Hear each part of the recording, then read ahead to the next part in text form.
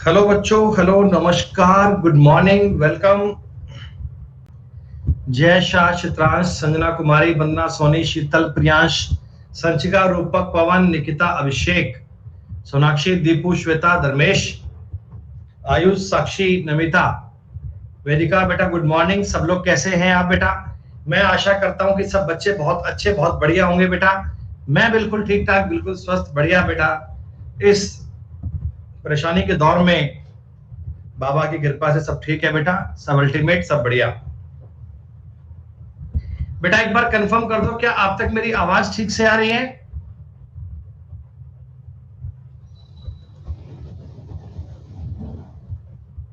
Okay दोस्तों।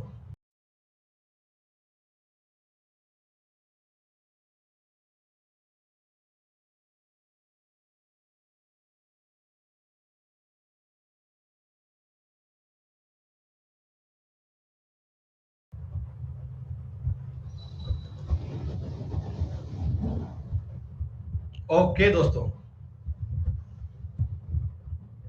तो प्यारे बच्चों, स्वागत है हमारा आज के सेशन में। बेटा लड्डू भी एकदम ठीक ठाक, हम बढ़िया, तो लड्डू बढ़िया। बेटा पिछली क्लास में हम लोगों ने टॉपिक स्टार्ट किया था पार्टनरशिप। सैटरडे की क्लास में हम लोगों ने बेटा साझेदारी टॉपिक स्टार्ट किया था, पार्टनरशिप टॉपिक स्टार्ट किया था। और आपको ही मैंने बताया था बेटा कि मेंस के पेपर में 2 से लेकर 3 सवाल पार्टनरशिप के आते हैं, और प्री में बेटा एक सवाल आपको मिलता है पार्टनरशिप का। जिस पेपर में मैथ के 50 क्वेश्चन आएंगे, वहां तो एक सवाल आना कंफर्म है, और 25 में से ये कभी आता है कभी नहीं आता, दोनों बातें हैं, दोनों ही प्रकार चांस से बेटा। लेकिन टॉपिक आपको पूरा पढ़ना पड़ेगा, हर एक बेसिक बात आपको समझनी पड़ेगी दोस्तों।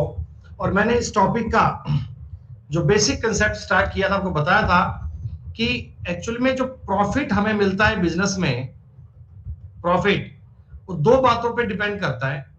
एक तो आपने उसमें इन्वेस्टमेंट कितना किया, आपने उसमें पैसा कितना लगाया, और दूसरा कितने टाइम के लिए लगाया।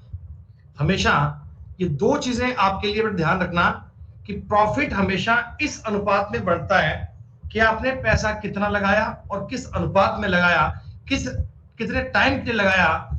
इन्हीं बातों को देखकर, इन्हीं बातों को समझकर हम अपना प्रॉफिट काउंट करते हैं, प्रॉफिट को डिवाइड करते हैं। ठीक है बेटा? तो बेटा मैंने आपको इसकी 1 नंबर पीडीएफ प्रोवाइड करवा दी थी।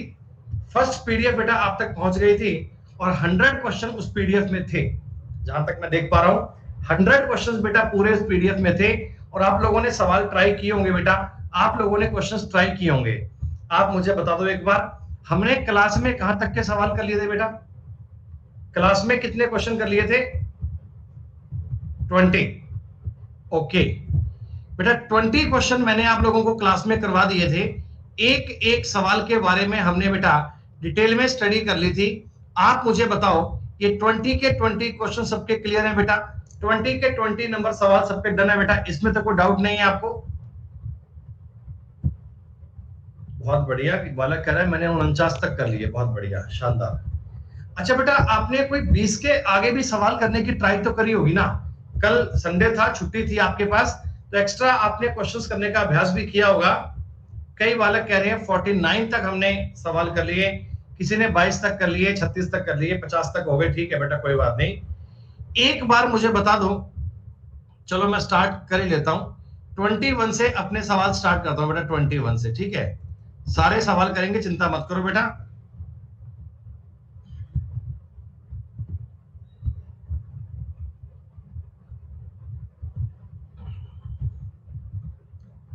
सुनो, दो दोस्तों ने 2500 और 4000 रुपए की राशि लगाकर एक व्यापार आरंभ किया। 2 वर्ष की समाप्ति पर कुल 1200 रुपए का लाभ हुआ। ठीक है, कुल लाभ में से 550 रुपए तो वे इक्वल इक्वल बांट लिए, शेष राशि को अपनी निवेशित पूंजी के अनुपात में बांटे।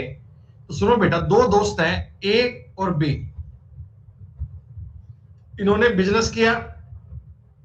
ए ने इन्वेस्टमेंट किया 2500 रुपए का, और बी ने बेटा इन्वेस्टमेंट किया 4000 रुपए का। अब यहां एक बात समझो बेटा, क्या दोनों का टाइम बराबर है क्या? दोनों ने 2 साल के इन्वेस्ट किया है ना, तो कोई ए ने बीच में बिजनेस छोड़ा, ना बी ने बीच में छोड़ा, ना बी लेट आया, ना ए लेट आया, कुछ नहीं था। तो जब टाइम बराबर है तो हमें टाइम लिखने की कोई नीड नहीं। अगर मैं दोनों तरफ 2-2 साल लिखूंगा रेशो में तो कट ही जाएगा। तो जब टाइम इक्वल हो, जब टाइम बेटा कांस्टेंट हो, तो आपका प्रॉफिट केवल और केवल इन्वेस्टमेंट पे डिपेंड करेगा। आपका प्रॉफिट केवल इन्वेस्टमेंट पे डिपेंड करेगा। और बेटा हम इन दोनों को 5 से काट लेते हैं तो रेशो बन गया 5:8। मतलब प्रॉफिट इनको 5:8 में डिवाइड करना चाहिए। लेकिन दोस्तों इन लोगों ने एक दिमाग लगाया, इन लोगों ने ये बोला कि 1250 रुपए में से 550 रुपए तो अपन बराबर बराबर बांटेंगे। दोस्तों ये 550 अगर दोनों में इक्वल इक्वल बढ़ते तो क्या बताओ 275 और 275 मिलता क्या? इन्होंने कहा 550 रुपए तो अपने बांट लो बराबर बराबर, ठीक है, और बाकी के रुपए ये जो 650 बच गए इसको आपकी पूंजी के निवेश में बांट दो, इसको अपने इन्वेस्टमेंट के अकॉर्डिंग बांट दो। तो मुझे एक बात बता दो बेटा, ये 650 एक्चुअल में अब 13 की वैल्यू आ चुकी है बेटा, 650 एक्चुअल में 13 की वैल्यू आ चुकी है। जी हां, और ये एक की वैल्यू आ गई 50। एक की वैल्यू अगर 50 आ गई तो ये पैसा बनेगा 250 रुपया और ये पैसा बनेगा बेटा 400 रुपया। क्या ऐसा ही होगा? अब देखो आप इनको जोड़ोगे तो आंसर तो आना ही आना है। वैसे आप ये समझ लो कि बी का पैसा ए से 150 रुपए फालतू आएगा। बी का पैसा ए से 150 रुपए फालतू मिलेंगे प्रॉफिट में, बी के हिस्से में 150 रुपए एक्स्ट्रा मिलेंगे। पहले ऑप्शन में 150 फालतू है क्या? नहीं है। दूसरे में तो कम है बेटा, ये तो संभव ही नहीं है। तीसरे में भी कम है, ये संभव नहीं है। चौथे में 150 फालतू है, उत्तर ये आ जाएगा। और वैसे भी अगर आप चाहो कि मुझे जोड़कर चेक करना है तो ए में 250 दे दो, ये आएगा 525, और बी में बेटा 400 दे दो तो ये आएगा 675। दोनों को आप अलग अलग डिवाइड कर सकते हैं, कोई दिक्कत नहीं है। 21 नंबर सवाल बहुत ही आसान था, बहुत ही इजी था बच्चों। जिन लोगों ने ट्राई किया मुझे बता दो बेटा एक बार, 22 से लेकर 30 तक के सवालों में आपको डाउट कहां पे आया वो बोल दीजिएगा। हम सारे के सारे सवाल कर सकते हैं, कोई दिक्कत नहीं है। बस आपको जो समस्या आई बोल देना। एक बच्चे कह रहे हैं 24, कोई और? एक 28 कह रहे हैं और एक 30 कह रहे हैं। ये तीन ही सवाल हैं जिनमें सबके डाउट है। मैक्सिमम बच्चे 24, 28 और 30 में डाउट कह रहे हैं बच्चों। तो आइए इनकी बात भी कर लो भैया। एक प्रसाद का 25 भी है, और ये देख लेना बहुत आसान सवाल मिलेगा। ये 25वां देख लेना बेटा, बहुत ही आसान सवाल मिलेगा, बहुत ही इजी मिलेगा। अगर हम और सवाल छोड़ के पहले 25वां करें ना तो सबसे इजी क्वेश्चन 25वां पाएगा, ये गारंटी है।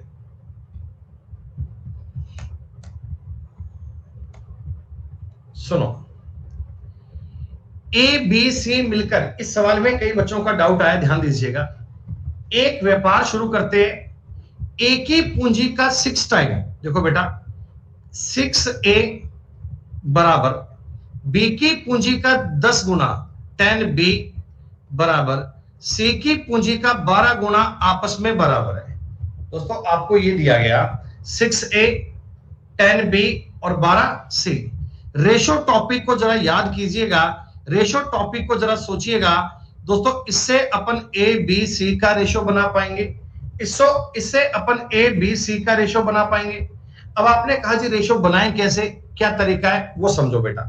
देखो एक तरीका तो ये होता है फर्स्ट कि 6A 10B और 12C आपस में बराबर है, तो मैं इनको कोई ऐसी संख्या के इक्वल मान लेता हूं जो 12 का 10 का और 6 का एलसीएम हो। मैंने इनको 60 के इक्वल मान लिया बेटा। तीनों चीजें अगर आपस में बराबर हैं तो मैंने मान लिया कि ये 60 के इक्वल है। जी हाँ। अब 6A का मान 60 है तो क्या A का मान 10 आएगा? जी। 10B का मान 60 है तो B का मान 6 आएगा और C का मान दोस्तों 5 बनेगा। क्या इतनी सी बात आप लोग समझ पा रहे हैं? क्या दोस्तों इतनी सी बात आपको आइडिया मिल जाएगी? ये 10, 6, 5 जो रेशो आया है ना बेटा, ये इनके इन्वेस्टमेंट का रेशो आ गया, ये इनके पैसे का रेशो आ गया कि इस अनुपात में पूंजी हमने निवेश की थी। ठीक है। ए अपनी पूंजी लगाता है बेटा 6 महीने के लिए, तो इसको 6 से गुणा कर लो। बी लगाता है 8 महीने के लिए, 8 से गुणा कर लो। सी लगाता है 4 महीने के लिए, 4 से गुणा कर लो। क्योंकि मैं जानता हूं बेटा कि प्रॉफिट का जो रेशो बनेगा वो टाइम और इन्वेस्टमेंट का मल्टीप्लाई करके बनता है। कुछ कटने वाला हो तो काट दीजिएगा, कुछ कटने वाला हो तो काट दीजिएगा। अगर मैं इन सबको 4 से काटूं, कट पाएगा? जी हां, 4 से बेटा ये कट जाएगा, 4 से ये कट जाएगा, 4 से ये कट जाएगा 2, और 7 को 4 से काटोगे 15। तो रेशो बनना चाहिए बेटा मेरे हिसाब से 15, 12 और 5। अब मुझे एक बात बता दो, 9600 रुपए को इस अनुपात के बांट पाओगे? 9600 को बेटा बांट पाओगे? जी हां, 96 के बटा में आएगा 32 और गुणा में करना है 17। 32 तिया 96, 300, 17 तिया 51, 5100 रुपए उत्तर आएगा बेटा। ये एक्चुअल में क्या था, मेरे को बी और सी का टोटल प्रॉफिट निकाला था, बी और सी का, तो मैंने डायरेक्ट 17 से मल्टीप्लाई कर लिया, 12 और 5 से अलग अलग नहीं किया, 12 और 5 से अलग अलग इक्वल नहीं किया। तुम्हारा बेटा मन कर तुम के मान लो, कोई दिक्कत नहीं है। अगर तुम्हारा मन करे के मानने का तो के मान सकते हो, कोई दिक्कत वाली बात नहीं है। उससे भी आपका उत्तर सेम बनेगा, उससे भी आपका आंसर सेम आएगा। बिल्कुल आप ये भी कह सकते हैं कि बी और सी का जो टोटल आएगा ना, वो 17 का मल्टीपल आएगा बेटा। 12 और 5 17, 17 का मल्टीपल आएगा। 17 का मल्टीपल एक ही ऑप्शन था, और अब चेक कर लीजिएगा, खत्म।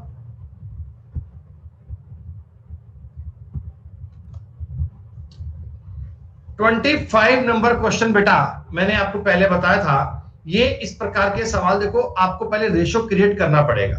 पहले आप रेशो बनाओ, ए की पूंजी बी की पूंजी का 3/2 है, यानी ए की पूंजी है बी की पूंजी का 3/2 है। ऐसा ही है दोस्तों क्या? ए की पूंजी बी की पूंजी का 3/2 है, तो इसका मतलब ये हो गया ए और बी का जो रेशो बनेगा बेटा, रेशो क्या 3:2 बनना चाहिए क्या? अरे 3:2 बनना चाहिए क्या? और आगे एक बात बोली, बी की पूंजी सी की पूंजी का 1/2 है, तो डायरेक्ट आप बताओ सी का मतलब 4 हो गया क्या? बी की पूंजी सी की पूंजी का हाफ है, बी की पूंजी सी की पूंजी का आधा है, तो मैंने ये कर दिया।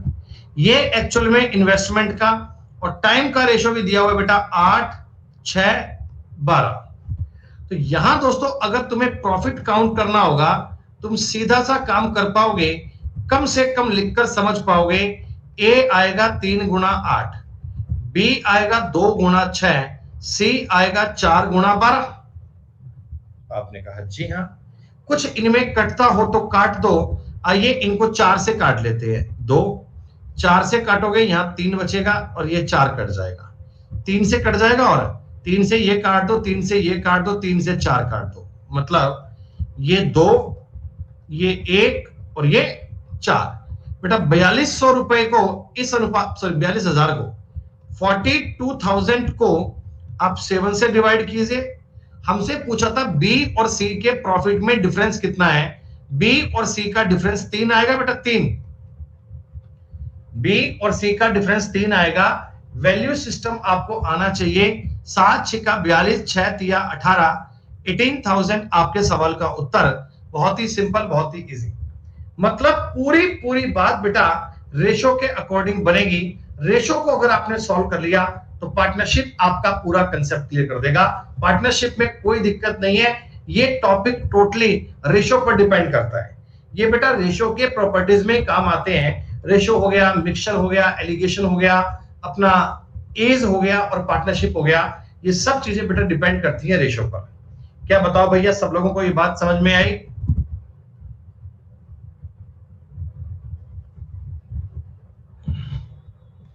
इसके बाद आपका सवाल था 28 नंबर।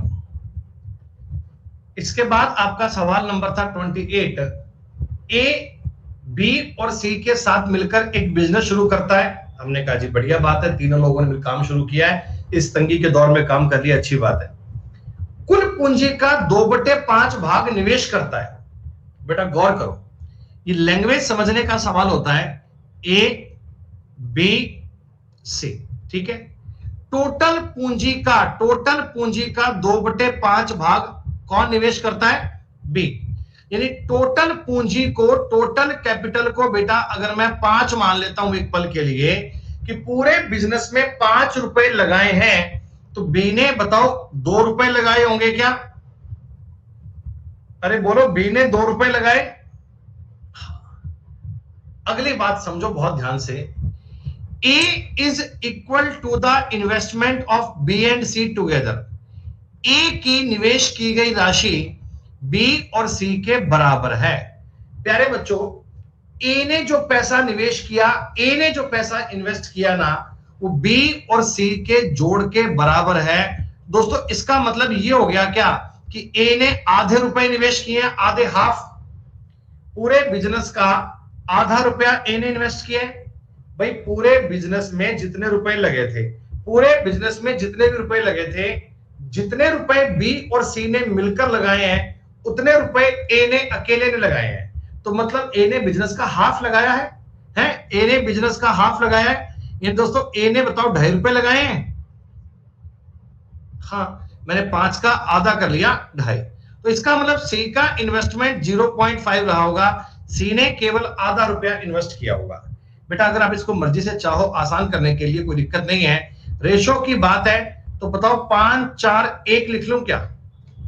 भैया 5 4 1 मान लो, कोई दिक्कत नहीं है। आप टोटल पूंजी को 10 भी मान सकते हैं, ऐसा कोई फर्क नहीं पड़ता। हमने टोटल कैपिटल को 10 मान लिया, 10 मान लिया। तो बी के रुपए 4, सी का रुपया 1 और ए का रुपया कितना हो गया? 5। डन। 4850 का लाभ हुआ। बेटा टाइम की बात नहीं की गई है, तो हम पैसे को इन्वेस्टमेंट के बांट देंगे, कोई दिक्कत नहीं है। बटा में कितना आएगा? 10। जी हाँ, सी के हिस्से में कितने आएंगे? 1 रुपया आएगा। 485 इज द करेक्ट आंसर। 485 दोस्तों आपके सवाल का उत्तर बन गया। 28 भी आसान सवाल था। These are question based on language. ये लैंग्वेज पर बेस्ड सवाल है, ये भाषा पर आधारित सवाल है बेटा।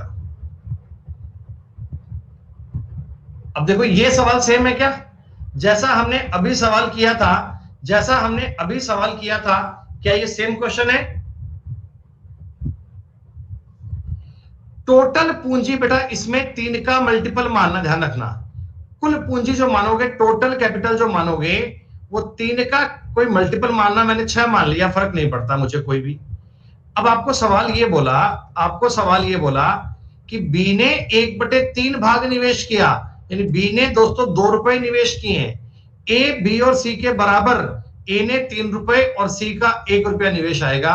4800 रुपए को बांटना है दोस्तों। 4800 रुपए 6 की वैल्यू है, सी का हिस्सा 1 है, 800 रुपए उत्तर बन जाएगा।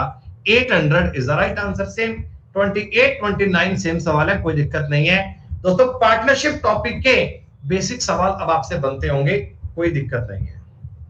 अब आ जाओ 30 नंबर सवाल की बात करते हैं, 30 नंबर क्वेश्चन की बात करते हैं। ए बी सी तीनों लोगों ने मिलकर एक पैसा लगाया और 47,000 रुपए निवेश किए।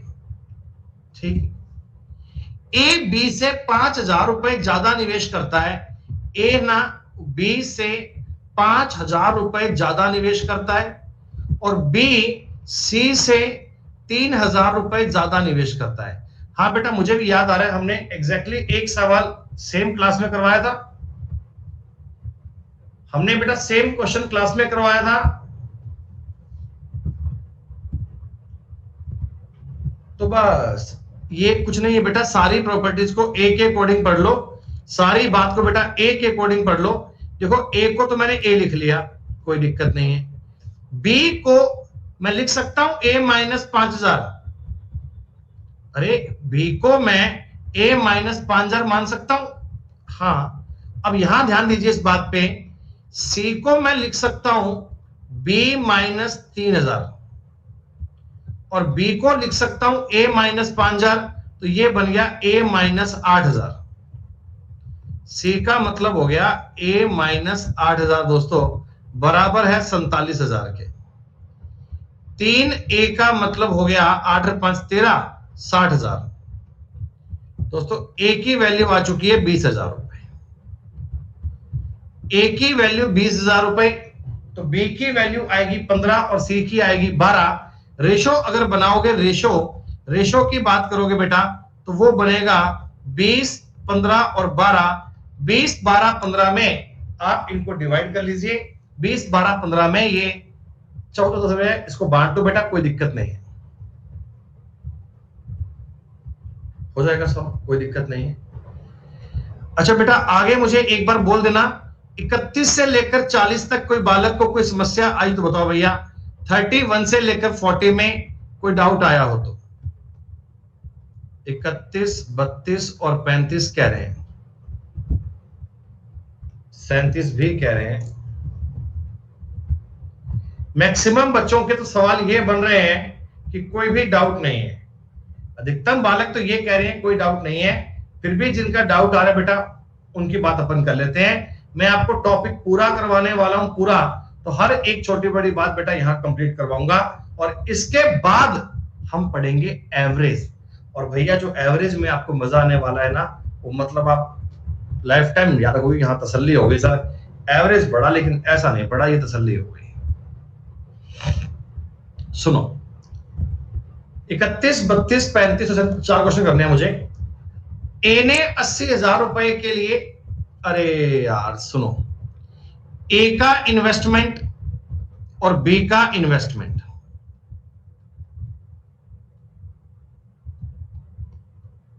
बेटा ये 80,000 रुपए है और ये 25,000 रुपए है। 5 से काट लो तो रेशो कितना, 16:5 बन गया। ए का और बी का इन्वेस्टमेंट का रेशो बेटा बन गया 16:5। माइंड में सवाल सॉल्व कर लो, ठीक है। अच्छा इनका प्रॉफिट समझो बेटा, प्रॉफिट समझो। बी को टोटल प्रॉफिट का 5/13 मिला, मतलब कि टोटल प्रॉफिट अगर 13 रुपए का हुआ ना, तो बी को बेटा 5 रुपए मिले हैं। तो आप मुझे बता दो ए को 8 मिले होंगे। कृष्णा 5, 8 नहीं आएगा, 8, 5 आएगा। ए को 8 मिलेंगे, बी को 5 मिलेंगे। दोस्तों आप ये बात जानते हैं ना कि टाइम का अगर रेशो ज्ञात करना हो तो प्रॉफिट में इन्वेस्टमेंट का डिवाइड कर दो बेटा। प्रॉफिट में इन्वेस्टमेंट का डिवाइड कर दो। 8/16 और 5/5, ये कट गया और ये कट गया 2 बार। क्या बताओ 1:2 आएगा? बहुत बढ़िया। अब ये बात आपको पता है, ए ने अपना पैसा 6 महीने के लिए लगाया था। ये चीज सवाल में आपको गिवन है। दोस्तों ए ने अगर 6 महीने के लिए लगाया था, तो बी ने अपना पैसा 12 महीने के लिए लगाया होगा। जो बच्चे पार्टनरशिप टॉपिक लाइफ में पहली बार पढ़ रहे हैं, लाइफ मतलब कि इस कंपटीशन के दौर में पहली बार पढ़ रहे हैं, क्या वो लोग भी सवाल कर पा रहे हैं क्या बेटा? मैं बिल्कुल बेसिक से इसीलिए चल रहा हूं कि जो नए बालक हैं, जो बिल्कुल फ्रेश बालक है, पहली बार पढ़ रहे हैं, उनको भी एक बार में सारी चीजें ट्रांसपेरेंट क्लियर हो जाएं। देखिए पढ़ने में बेटा मैं आपका 2 घंटे का टाइम एक्स्ट्रा ले सकता हूं। ये टॉपिक कुछ लोग होते हैं बेटा जो एक क्लास में पूरा कर लेते हैं, लेकिन हम 3 क्लास में पूरा करेंगे, कोई दिक्कत नहीं है। क्लास 3 की 4 लग जाए, लेकिन कुछ ऐसा पढ़ो जो एक बार पढ़ लो, एक ही बार में काम डन हो जाए। बेटा 2-2 घंटे 8 बार पढ़ोगे या 6 घंटे एक बार पढ़ोगे, तो बेनिफिट किसमें ये आप समझ जाओगे। 32 भी सवाल में डाउट था ना आपका? हाँ 32 में डाउट है। एक कुल पूंजी का 3/8 भाग 10 महीने के लिए, बी शेष महीने को कुछ समय के लिए प्रॉफिट ऐसा ऐसा मिलता है। सुनो मेरी बात ध्यान समझना बेटा, आप फ्रैक्शन को देख के डरा मत करो, फ्रैक्शन को अपने हिसाब से इजी कर लिया करो। आप मुझे इतना बताओ बेटा, प्रॉफिट का रेशो बोल दो बेटा सब बच्चे, प्रॉफिट का रेशो बोल दो। बी को कुल लाभ का 4/7 मिला। दोस्तों 4/7 का मतलब क्या होता है कि टोटल प्रॉफिट अगर 7 रुपए का हुआ ना, तो बी के हिस्से में 4 रुपए आए। दोस्तों ए के हिस्से में 3 और बी के हिस्से में 4, टोटल प्रॉफिट तो 7 रुपए का हुआ है। हमने कहा जी हाँ। अरे श्रीराम भैया ध्यान रखो अपना। इन्वेस्टमेंट की बात करो बेटा, इन्वेस्टमेंट की बात करो। एक कुल पूंजी का 3/8 भाग। 3/8 का मतलब क्या होता है कि 8 रुपए में से 3 रुपए ए ने लगाए और 5 रुपए बी ने लगाए। टोटल रुपए 8 थे, 8 में से 3 रुपए ए ने और बाकी के बी ने। दोस्तों इनको अगर मैं डिवाइड कर लूंगा, प्रॉफिट में अगर इन्वेस्टमेंट का भाग दे लूंगा, तो क्या बताओ टाइम का रेशो बन जाएगा। और ये 5:4 बनेगा क्या? अरे भाई, इस 5 का यहां गुणा, ये गुणा 4 हो गया। ठीक है, कोई दिक्कत नहीं।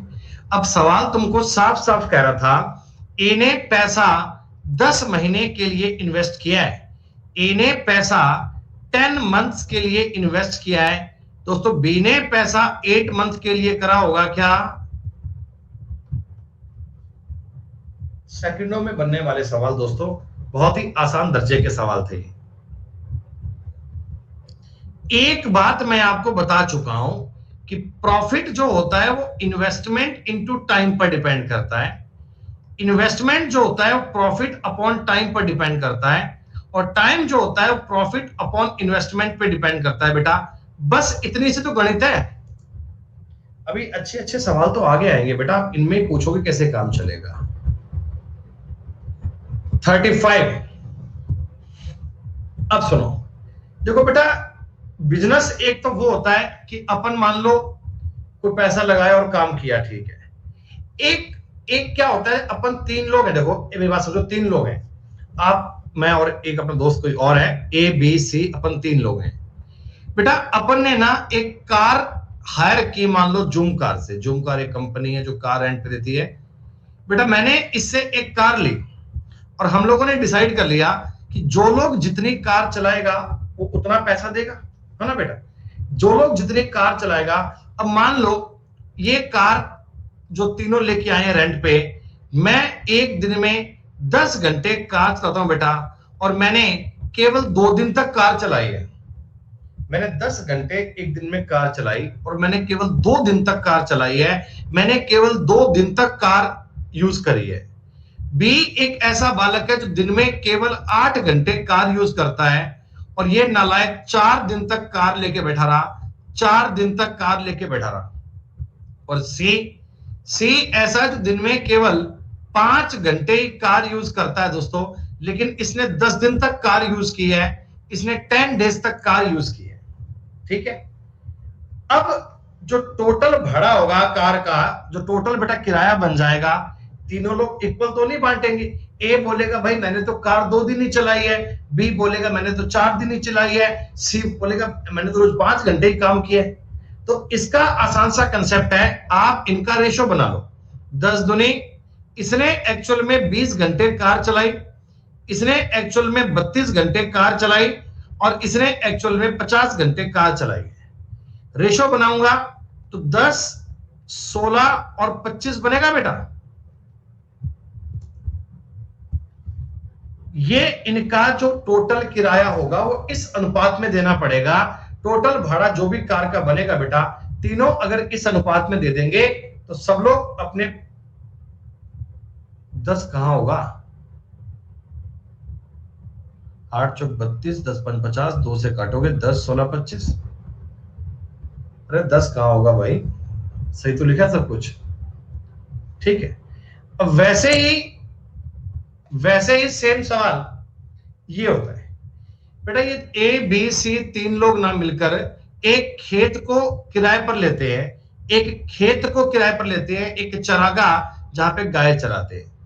अब देखो ए बी सी, ए अपनी 10 गाय को 20 दिन तक चराता है, 10 गाय को 20 दिन तक चराता है।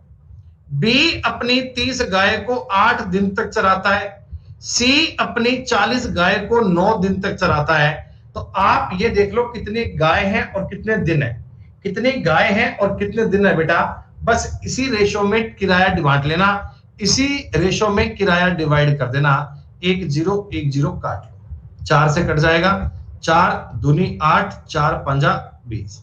बेटा आप मुझे बताओ ना, 5:6:9 बनना चाहिए क्या? अरे बोलो बोलो बोलो। हाँ, टोटल किराया है 1460 रुपए। ये कितने 20 की वैल्यू है और ए के हिस्से में 5 रुपए किराया पड़ेगा बेटा। ए के हिस्से में किराया कितना पड़ेगा 5 रुपए। ये कटेगा 73 टाइम्स 73 पांजा होते हैं 365, 365 रुपीज ए का किराया आ गया। आपसे किराया बी का भी पूछ सकता है, आपसे किराया सी का भी पूछ सकता है, बी और सी के किराए का डिफरेंस पूछ सकता है, ए और बी के किराए का अंतर पूछ सकता है, ए और सी का टोटल किराया पूछ सकता है। तो ये तो वैल्यू सिस्टम है। जैसे ही आपका रेशो बन जाएगा, जैसे ही आपका अनुपात बन जाएगा, सारी बात सॉल्व हो जाएगी बेटा।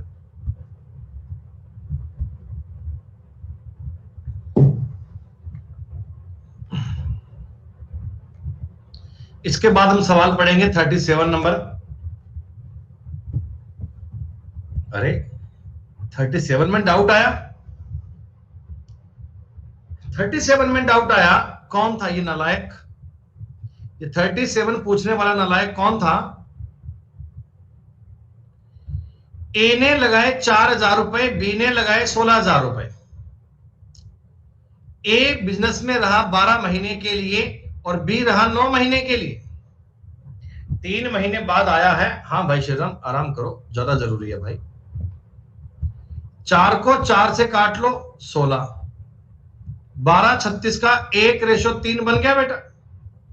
अब इस सवाल में बेटा अगर आप डाउट पूछते हैं तो मेरे मायने में, मेरे अनुसार आपको टॉपिक का एक सवाल भी समझ में नहीं आया।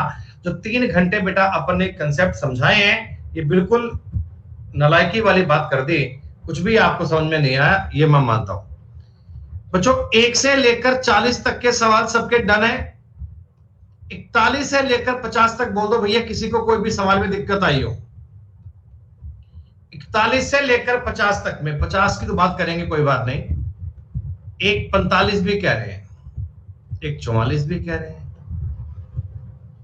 44, 45, 50 इन 3 के अलावा कोई और? हाँ 43 बेटा। कोई 42, 41, 46 भी बोल दो। 42, 46, 41 भी बोल दो ना बेटा। लाइन से सवाल सारे कर लेते हैं, फिर तो करने का मतलब क्या होगा। ये देखो प्राची पांडे 46 बोल दिया बेटा। निकेत बोल 47 नहीं हुआ से मेरे से तो। 43 नंबर सवाल देख रहा हूं। जितना तुम्हें धीमे धीमे, जितना तुम्हें आराम आराम से सवाल करवा रहे हैं ना बेटा, ढूंढ लेना दुनिया भर में ऐसे कोर्स जा जाके, कहीं ऐसा तुम्हें मिल जाए तो। ए की पूंजी का दुगना 2a बराबर 3, बी की पूंजी का 3 गुना b बराबर, और सी की पूंजी का, अच्छा सॉरी, ए की पूंजी का 2 गुना और बी की पूंजी का 3 गुना बराबर है। बी की पूंजी सी की पूंजी का 4 गुना के बराबर है।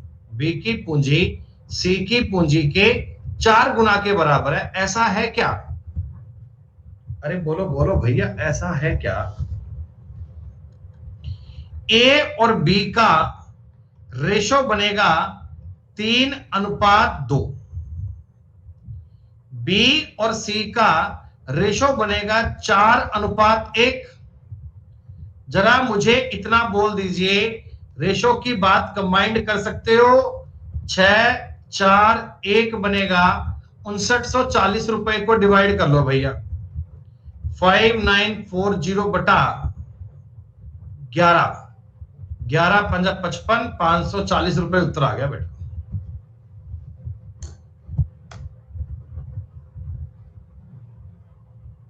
ओहो, काहे सवाल नहीं कर पाते हो? काहे सवाल नहीं कर पाते हो दोस्तों? काहे सवाल नहीं कर पाते? मेरी बात को समझना। ये सवाल तो मैं बता रहा हूं कई प्रकार से। इन्वेस्टमेंट कितना कितना किया? देखो 60,000 रुपए, 90,000 रुपए और सी ने लगाए x रुपए। ठीक बेटा, आप एक बात बताओ, तीनों का टाइम क्या कांस्टेंट है क्या?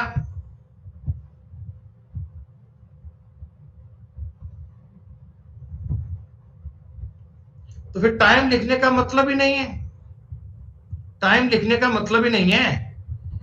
प्रॉफिट क्या बनता है? प्रॉफिट प्रॉफिट बनता है बेटा 30,000, 45,000 और 40,000। दोस्तों क्या इतनी सी कहानी देखकर आपको समझ में नहीं आ रहा यहां 80,000 आएगा? इतना तो कॉमन सेंस लगा ही पाओगे। अरे देखो रेशो सेम रहेगा ना, इन्वेस्टमेंट का और प्रॉफिट का रेशो सेम रहेगा, इन्वेस्टमेंट का और प्रॉफिट का रेशो सेम रहेगा बेटा। तो ये अगर इसका दुगना था, ये भी अगर दुगना था, तो यहां भी तो दुगना ही आएगा, 80,000 तो आएगा। कुछ सवाल में पेन उठाने का भी पाप है बेटा, इस सवाल में पेन उठाने पर भी पाप लगेगा, ये मानकर चलिएगा। 45, दो व्यक्तियों ने साझे में एक व्यापार इस प्रकार स्टार्ट किया कि पहली व्यक्ति की पूंजी 3 साल के लिए, दूसरे व्यक्ति की पूंजी 5 साल के लिए निवेश की। दोनों ने समान कैपिटल लगाई है, दूसरे व्यक्ति का हिस्सा ज्ञात करो। 1 लाख रुपए आ गया।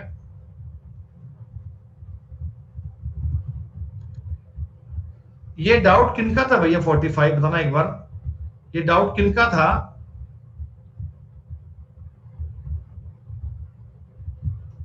मेरे को ऊपर जाके कमेंट पढ़ने पड़ेंगे, देखना पड़ेगा कि ये डाउट किस नालायक ने पूछा था।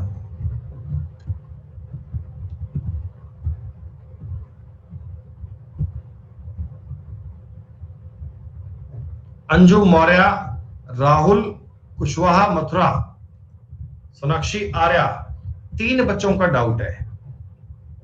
और हमारी क्लास में एक बालिका है बेटा, उसका नाम है राधा रानी। राधा रानी ने एक डाउट पूछा है, पता कौन सा? उसने लिखकर दिया है 41 to 50। यस, जब इनकी कैपिटल सेम है, जब इनकी कैपिटल सेम है, तो दोस्तों प्रॉफिट हमेशा टाइम के रेशियो में डिवाइड होगा। 3 5 में डिवाइड कर दो बेटा, और क्या। ये डाउट था देखो बच्चों का, बड़ी दुख की बात है। क्या दोस्तों इसमें भी कैपिटल सेम है? 4:3 में डिवाइड करना है, 4:3 में बांटने हैं आपको 42,000 रुपए बेटा। 4:3 में डिवाइड करना है, तो ये 24,000 और ये 18,000 आ गया।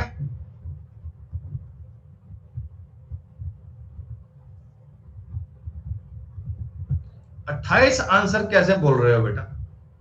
28,000 उत्तर कैसे बोल रहे हो?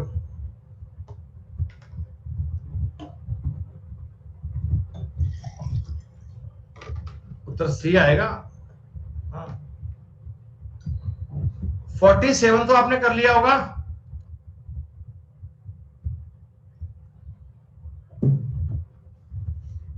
तीन साल, 2 साल, 1 साल, टाइम भी दिया हुआ है, कैपिटल भी दी हुई है, रेशो बना दो, दैट्स ऑल। 48 वेरी सिंपल बेटा। एक बात बता दो, 3 लोग हैं ए बी सी, ये प्रॉफिट को इक्वल इक्वल बांटते हैं दोस्तों। प्रॉफिट को अगर इक्वल इक्वल बांटते हैं, आप मुझे एक छोटी सी बात बताना, प्रॉफिट 1 1 1 दिया और इन्वेस्टमेंट आपका 15 18 21 था। अगर मैं इसको 3 से काट लूं तो 5 6 और 7 था। तो बस इतना सा काम कर लीजिए, तीनों का गुणा कर लो बेटा। किससे? 5 गुणा 6 गुणा 7 से गुणा कर लो, ताकि रेशो इजी बन जाए अपना। तो ये बनेगा 42, ये बनेगा 35 और ये बनेगा 30।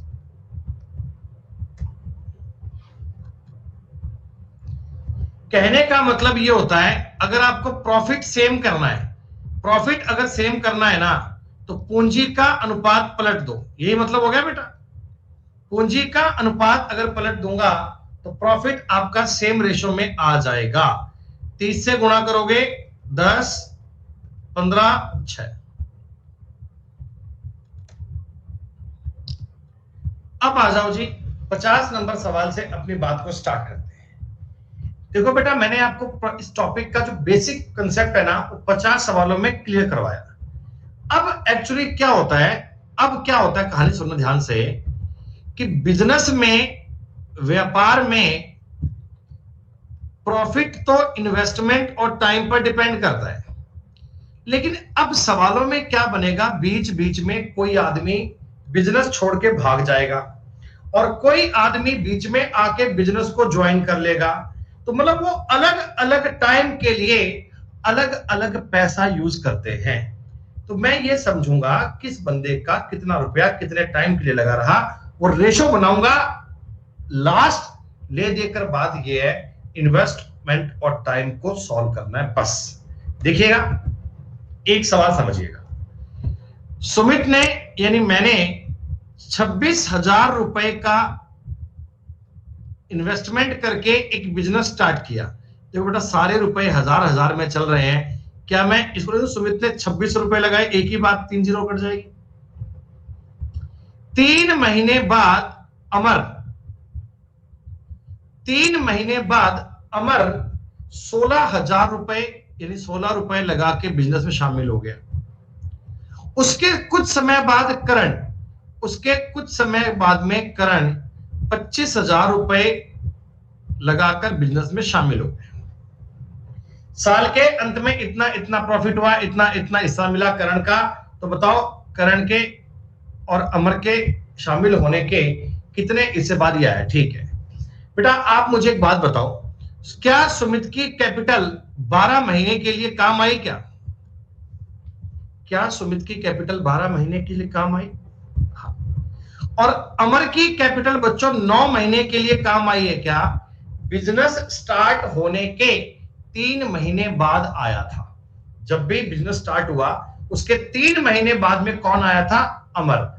और बेटा करण कितने महीने के लिए काम आया? ध्यान दीजिएगा, मैं यहां पर लिखता हूं कि कितने महीने तक आपकी कैपिटल यूज की, कितने महीने तक आपका पैसा काम आया, कितने महीने तक बिजनेस में आपका पैसा इन्वॉल्व रहा।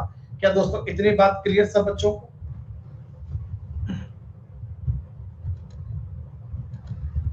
ठीक है, एक बार देखो, इनमें कुछ कटने वाला मुझे लगता नहीं है। 26 गुना 12 कितना बनेगा बेटा? 26 गुना 12 कितना बनेगा? 260 और 52 312। ठीक है, 16 गुना 9 144 और ये बनेगा 25x। इनका पैसा इस अनुपात में, इनका पैसा इस रेशो में बनना चाहिए। Is it okay?